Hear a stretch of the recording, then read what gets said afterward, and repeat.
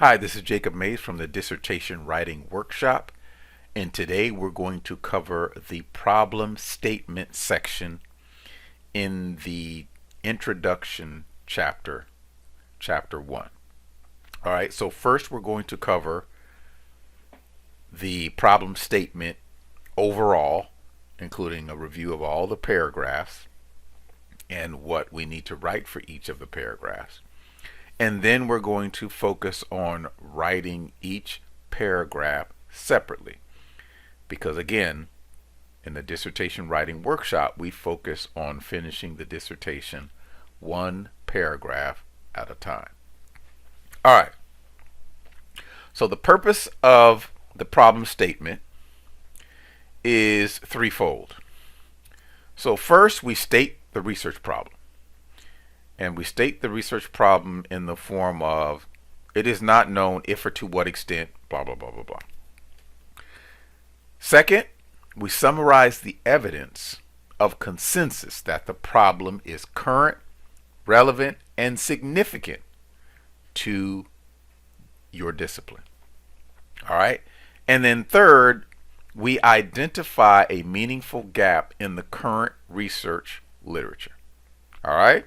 So let's take a high-level review of the problem statement section. And generally, it's 2 to 5 paragraphs.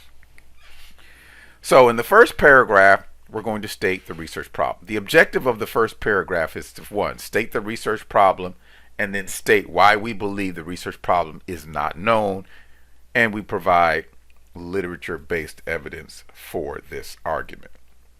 In the second paragraph, we state why the problem is relevant. Now, you could have a problem and you could think it's important, but it may only affect a small number of people, places, or things, right?